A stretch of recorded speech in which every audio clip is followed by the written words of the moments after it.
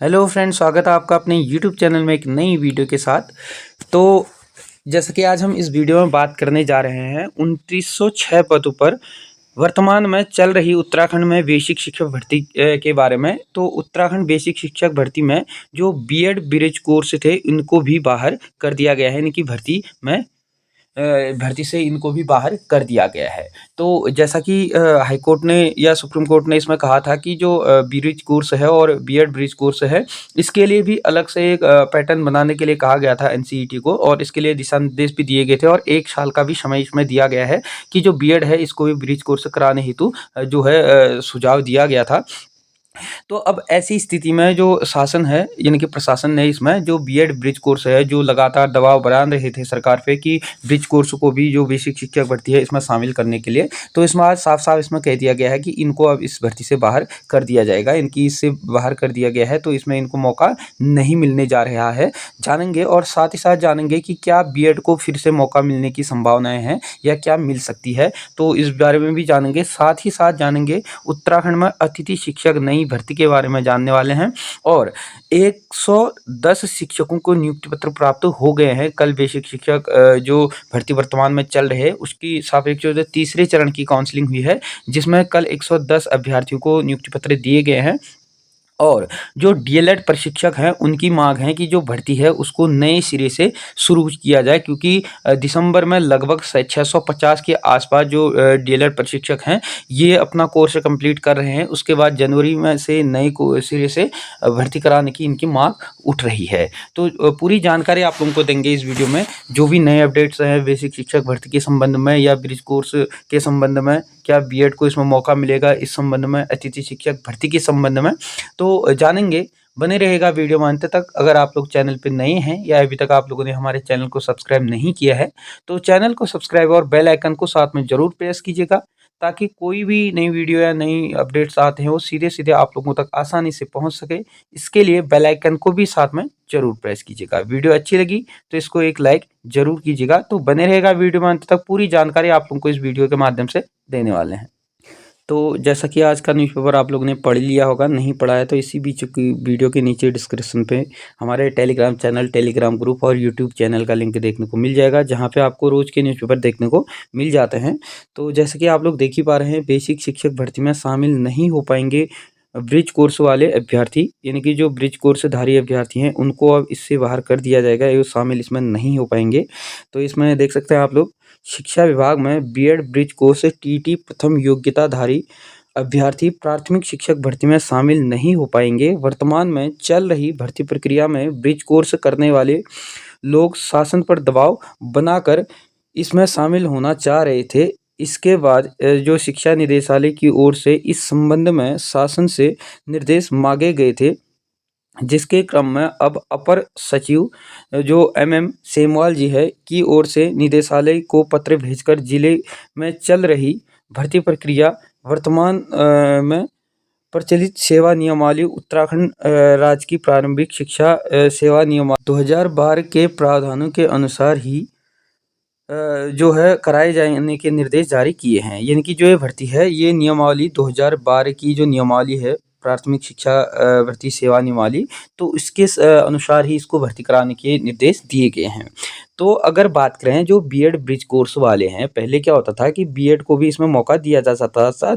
2023 में जब supreme court का आदेश आया था उसके बाद बीएड को इसको बाहर कर दिया गया था। जब बीएड इसमें शामिल होता था उसके बाद उसको 6 माह का ब्रिज कोर्स कराया जाता था, और कुछ ऐसे अभ्यर्थी हैं जिन्होंने पूर्व से ही बीएड के साथ ब्रिज कोर्स किया हुआ है। अब ऐसी स्थिति में जब सुप्रीम कोर्ट ने भी कहा था कि बीएड वालों के लिए अलग से प्रावधान बनाए जाए कि इनको ब्रिज कोर्स करने हेतु एनसीईटी से इसकी जो रूपरेखा है तैयार करने के लिए 1 साल का समय दिया गया है।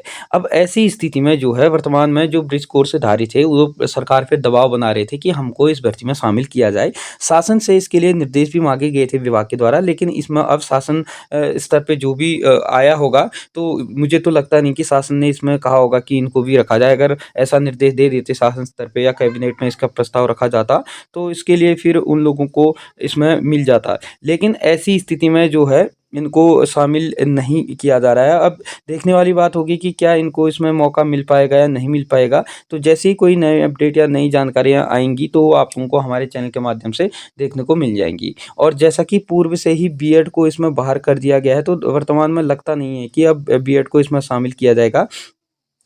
क्योंकि जो है बीएड को सुप्रीम कोर्ट के द्वारा कह दिया गया है कि इसको जो है प्राथमिक शिक्षक बनने की इसकी योग्यता नहीं है। अगर सरकार चाहे इसमें अलग से इनको ब्रिज कोर्स करा करके और सेवा नियमावली में अगर संशोधन कर देती है, तो ऐसी स्थिति में बीएड को भी इसमें शामिल किया जा सकता है। अब जिस हिसाब से आप लोगों को देखने को मिल ही रहा है कि जो बीएड ब्रिज कोर्स हैं, इनको इससे बाहर कर दिया गया है, तो लग नहीं रहा है कि जो शासन है इसमें चाह रही है कि बीएड वालों को भी मौका दिया जाए, या सरकार की ऐसी कोई मंशा है कि जो पूर्व से ही ब्रिज कोर्स किए हुए हैं, इनको इसमें शामिल किया जाए। अगर सरकार चाहती तो अपनी जो सेवा नियमावली है, कैबिनेट में प्रस्ताव रख करके इसमें संशोधन कर सकती थी और इसमें इतना ज़्यादा समय भी नहीं लग सकता था।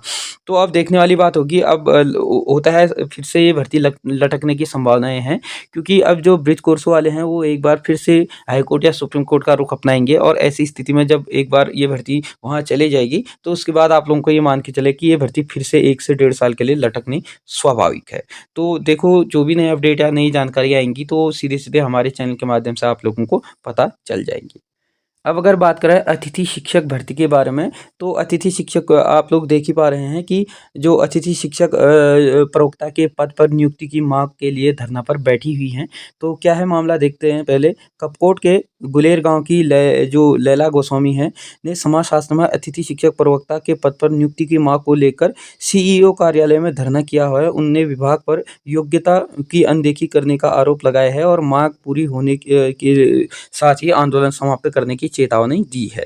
इनके द्वारा कहा गया है, जो लैला गोस्वामी जी है, बताया गया है कि 2015 में उन्हें नियुक्ति मिली थी, लेकिन उनकी योग्यता को दरकिनार करने हुए उन्हें अन्य नियुक्ति दे दी थी। यानी कि उनको जो योग्यता थी उनकी, वो दरकिनार करते हुए किसी अन्य को इस पर जो है नियुक्ति दे दी गई थी, उनको नियुक्ति इस पर नहीं मिली थी। इसको लेकर जांच हुई थी और जांच के बाद उनके पक्ष में निर्णय आया था, बावजूद इसके उन्हें अब भी नियुक्ति नहीं मिल पाई है और जल्द समस्या का निदान करने की इनके द्वारा मांग की गई है। तो वर्तमान में आप लोग देख ही रहे हैं, अतिथि शिक्षकों की भी भर्तियाँ चल रही है और जल्द ही आप लोगों को लगभग 2000 पदों पर जो है आप लोगों को अभी जो शिक्षक हैं वो देखने को मिलेंगे, और ये जो शिक्षक रहेंगे वो दैनिक वेतन यानी कि पीरियड के आधार पे उनको वादन के आधार पे वेतन दिया जाएगा। पर प्रवक्ता कैडर की बात करें तो 250 रुपये पर वादन, और एलटी में आप लोगों को 200 रुपये पर वादन के हिसाब से देखने को मिल जाएंगे। तो जैसे ही इसमें भी कोई अपडेट आएंगे तो वो भी आप लोगों को हमारे चैनल के माध्यम से देखने को मिल जाएंगी। तो जैसा कि कल बागेश्वर और अल्मोड़ा में मिले 110 शिक्षक, मंत्री ने बांटे नियुक्ति पत्र, यानी कि नियुक्ति पत्र इसमें बांटे गए हैं। जो सांसद हैं अजय टमटा जी, इनके द्वारा बांटा गया है इनको नियुक्ति पत्र। अगर बात करें तो इसमें आप लोग देख ही पा रहे हैं, जो जीआईसी अल्मोड़ा में हुए कार्यक्रम में टमटा ने कहा है कि ईमानदारी से निभाएं जिम्मेदारी। इनके द्वारा ये कहा गया कि जो जिम्मेदारी है अपनी ईमानदारी से इसमें निभाएं। तो इसमें लगभग 110 शिक्षकों को इसमें नियुक्ति मिली हुई है। और साथ ही साथ अगर बात करें तो डीएलएड जो प्रशिक्षक हैं, इनके द्वारा केंद्रीय में जो राज्य मंत्री हैं अजय टमटा जी, इनसे अपनी समस्याएं रखी हैं और इसके लिए भी जो है समस्याओं का समाधान करने के लिए भी कहा है। और इनकी जो शिष्टाचार भेंट कल हुई है, जो डीएलएड प्रशिक्षक हैं, इनने इसमें मांग रखी है कि लगभग 650 जो हैं दिसंबर में अपना जो प्रशिक्षण है वो पूरा कर रहे हैं, और उसके बाद नए सिरे से जो है भर्ती को सृजन करने की इनके द्वारा भी मांग रखी गई है। तो ये तो देखने वाली बात ही होगी। वर्तमान में आप लोग देख ही पा रहे हैं, जैसे लगभग अभी आधे से भी अधिक पद अभी जो बेसिक शिक्षक भर्ती है इसमें खाली पड़े हैं।